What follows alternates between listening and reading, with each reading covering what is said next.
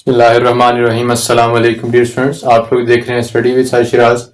और आज के इस लेक्चर में हम लोग डिस्कस करने वाले हैं एप्लीकेशंस ऑफ गॉसेस लॉ। और उसमें हमारे पास जो पहली एप्लीकेशन है गॉसेस लॉ की, that is the electric intensity inside a hollow charge sphere. Last lecture में हम लोगों ने बात की थी गॉसेस लॉ के ऊपर। अगर आप लोगों ने वो लेक्चर नहीं देखा तो आप लोग उस वीडियो को भी जरूर वॉच करें ताकि आप लोग गॉसेस लॉ कॉन्सेप्ट है वो क्लियर हो सके। तो स्टार्ट करते हैं आज के इस लेक्चर को। बेसिकली हमारे पास ये गॉसेस लॉ की एप्लीकेशन है कि हमारे पास अगर हमारे पास एक चार्ज स्फीयर है या एक चार्ज सरफेस है तो उसके अंदर किसी भी पॉइंट के ऊपर जो इलेक्ट्रिक इंटेंसिटी है उसको फाइंड करने का ये मेथड है।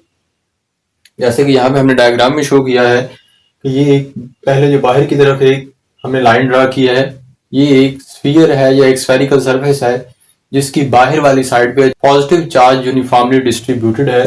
तो ये हमारे पास जो बाहर की तरफ एक चार्ज स्फीयर है इसके ऊपर पॉजिटिव चार्ज मौजूद है और हम लोगों ने इस स्फीयर के अंदर की तरफ एक पॉइंट है P जिसके ऊपर इलेक्ट्रिक इंटेंसिटी को फाइंड आउट करना है।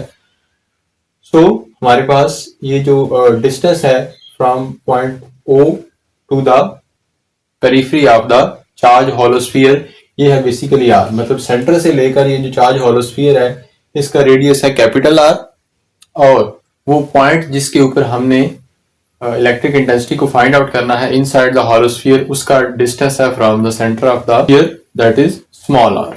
और इसकी हम लोगों ने कंडीशन क्या सेट की है कि हमारे पास जो स्मॉल r है या जो पॉइंट P है वो that must be less than that of the capital R। मतलब जो रेडियस ऑफ चार्ज होलोस्फीयर है वो ज्यादा होना चाहिए और जो पॉइंट P है उसका डिस्टेंस हमारे पास कम होना चाहिए। मतलब इसका ये है कि हमारे पास जो पॉइंट P है that must be inside the hollow sphere. जैसे हम लोगों ने लास्ट दो टॉपिक्स में डिस्कस किया कि हमने पॉइंट वाइज डिस्कस किया, तो इन द सेम हम यहाँ पे पॉइंट वाइज डिस्कस करेंगे।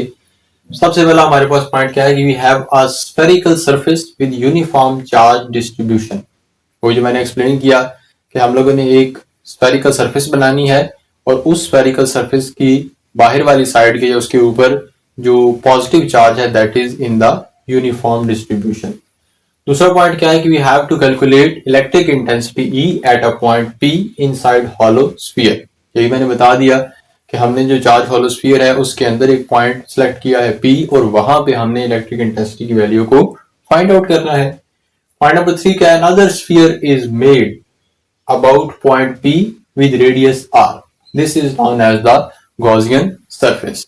अब बेसिकली वो जो पॉइंट P था जिसके ऊपर हमने इलेक्ट्रिक इंटेंसिटी को फाइंड आउट करना था, तो हमने उस पॉइंट के अराउंड भी एक और स्फीयर बना दिया है और उस स्फीयर का सेंटर भी वही वाला है जो कि चार्ज होलोस्फीयर का सेंटर। तो मतलब आप ये कह सकते हैं कि अब ये दो हमारे पास स्फेरिकल सर्फेसेस बन गई हैं। एक वो है जो बाहर की तरफ है जिसके ऊपर चार्ज मौजूद है और दूसरी स्फीयर वो है या जो सरफेस वो है जहां पे हमने इलेक्ट्रिक इंटेंसिटी को फाइंड आउट करना है। और ये जो अंदर की तरफ हमारे पास स्फीयर बना है उसको नाम दिया गया है गॉसियन सरफेस का। So Gaussian surface क्या है? That is a point inside charge holosphere where we have to calculate the electric intensity। और ये जो Gaussian surface है इसका जो रेडियस है वो कितना है स्मॉल r और ये जो चार्ज holosphere है इसका रेडियस कितना है कैपिटल R। वही जो मैंने पहले बताया कि small r must be smaller than that of the capital R। मतलब ये है कि Gaussian surface का रेडियस हमेशा कम होना चाहिए चार्ज holosphere के रेडियस से। अब नेक्स्ट पॉइंट हमारे पास क्या है कि let phi is the electric flux through this surface। अब हमने ये सपोज किया कि जो गॉसियन सरफेस है हमारे पास इसके थ्रू जो इलेक्ट्रिक फ्लक्स है उसको हमने सपोज कर लिया है phi and that phi is equal to Gauss law ये कहता है कि phi is equal to q by epsilon naught. ये हमने लास्ट गॉस लॉ वाला टॉपिक है उसमें डिस्कस किया है कि phi is equal to q by epsilon naught since Gaussian surface contains no charge, मतलब q इज इक्वल टू 0। अब यहां पे आप देखें गॉसियन सरफेस के ऊपर आपको कोई चार्ज नजर नहीं आ रहा, चार्ज बाहर वाली जो सरफेस है वहां पे मौजूद है, गॉसियन सरफेस के ऊपर या गॉसियन सरफेस के अंदर कोई चार्ज मौजूद नहीं है। इसका मतलब है यहाँ पे क्या है Q0। जब Q0 हो जाए तो phi की वैल्यू ऑटोमेटिकली 0 हो जाएगी। जिसका मतलब क्या है यहाँ पे इस पॉइंट के ऊपर phi की वैल्यू 0 है। Let E is the electric intensity at point P। हमें phi नहीं निकालनी थी, हमें E की वैल्यू निकालनी थी। सो हमने सपोज किया कि ये जो पॉइंट है P, यहाँ पे इलेक्ट्रिक इंटेंसिटी की वैल्यू क्या है E।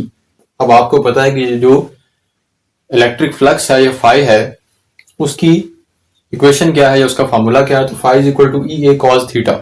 कि हम लोगों ने जो फ्लक्स वाला टॉपिक था उसमें भी डिस्कस किया था, वो भी आपके इसी वीडियो के एंड स्क्रीन पे मौजूद होगा, आपने उसे भी वॉच कर सकते हैं अगर आपने पहले नहीं वॉच किया या आपको कंसेप्ट क्लियर ना हो। तो phi is equal to E A cos theta. E क्या इलेक्ट्रिक इंटेंसिटी है, ए यहाँ पे वेक्टर एरिया है और कॉस थीटा यहाँ पे एंगल है इलेक्ट्रिक लाइंस ऑफ फोर्सेस और perpendicular to the vector area का। अब हमारे पास ये दोनों इक्वेशंस आ गए, अगर इन दोनों को आप आपस में कंपेयर करते हैं तो एक्सप्रेशन क्या बनती है, E A cos theta is equal to 0। और जब E A cos theta is equal to 0 तो उस कंडीशन में ई की वैल्यू भी क्या होगी, 0 होगी ऑटोमेटिकली, क्योंकि ए तो 0 हो नहीं सकता, वेक्टर एरिया तो 0 नहीं हो सकता, लेकिन ई 0 है।